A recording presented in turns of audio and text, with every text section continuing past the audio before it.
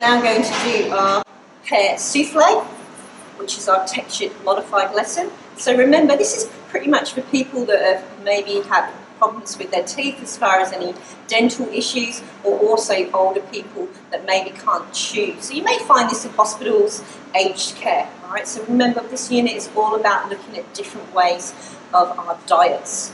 So at the moment we have our beautiful crushed biscuits all ready to go. And I've also just melted down our unsalted butter, and we're going to mix those two together. We have chocolate that I'm actually going to pop into the microwave. If you don't have a microwave at home, remember you can always do it the way we showed you at TAFE, which is just putting our hot water on, turning the gas off, and putting that bowl of chocolate ready. And we're just going to use that chocolate just to pipe on the top of our beautiful poached pears. Now, you've all done your poached pear in your methods of cookery, so you should know by now this is just done, instead of using saffron, we've actually used turmeric, but we've still used our cinnamon stick and our clove and our sugar to actually make these. Now, again, you could do this the day before if you wanted to, so they're nice and cold and ready for use for this. We also know that by using a little knife, or a large knife that I got here, I'm actually just poking that in, that's nice and soft. So remember, it's all about being able to eat this really easily. Alright. You can also blend these up if you want to, if you've got your blender, or we can also slice them up too. So it's all about being able to eat that really well. So Claire, there's no skin or core or anything you've taken that off? I actually found it easier today. I've actually taken all the skin off, and I actually just cut them into 4, as you can see. So it was a lot quicker to cook, and also easier to deal with as far as the fact that we're actually going to use 4 portions. So I thought ahead and thought if I cut them into our quarters already and poach them that way, it'd be a lot easier for us to plate up. So I'm now going to mix through our unsalted butter through our biscuit mix. Just going to add a little bit at a time just to make sure we've got everything working well. And this is going to be almost like a cheesecake mix, really. And we're going to pop those at the bottom of each of our little bowls here. Claire, can I ask, with all the dishes that we've been doing, I've seen you've had quite a bit of, like you set up your mise en place, you've got everything ready to go and you're just then adding each element to create your dish. So that's the way to do it, right? Definitely. We always need to be organised. We don't want to be running around being unorganised in our kitchen.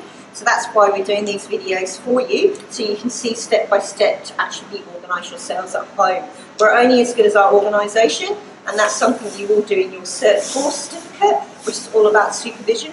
So we need to make sure that being organised is part of our mise en place. So maybe still do a workflow.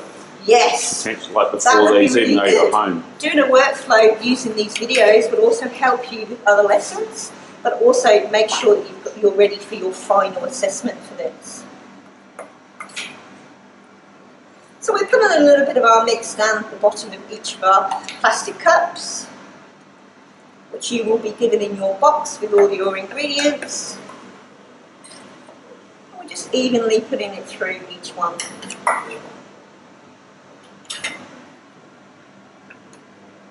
We can also then get our pear, and I'm just going to pop them on the top so I can just then put my chocolate, once I've melted it in the microwave, on top of those.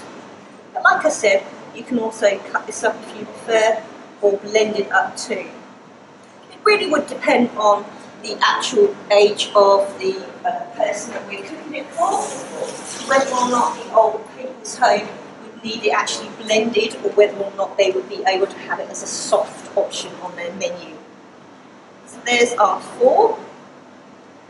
I'm just going to melt that in the microwave, and it gives you a great opportunity to start practicing your paper piping bags, because we're going to use those, and we just obviously snip the end and just do our little garnish on the top. Okay, so we now have 2 of these beautiful pear souffles already finished. I'm just going to show you another couple because we've got our 4 portions ready. So we can finish our chocolate on the top.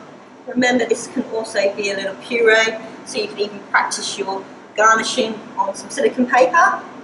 Just pop them on the top as well if you don't really want to finish them like we are here. You can also chop up our strawberries if we're after that kind of pureed look. And we're just going to finish off with our mint, which you can also chop up if you didn't want to use the whole leaves. But basically, that is the finished pear souffles right there. Claire, that chocolate, so you warmed it up in the microwave, Yes. and then you just put it into your little piping bag. Yes. All right. So if you don't have a microwave, you can just use the other method that we talked about before. Yes, definitely. Okay, I'll just have a look at these. And then you just pipe it over, ready to go. You can also practice some piping skills if you want to with the rest of the chocolate, because you're going to need it for your cakes and pastries. Cool.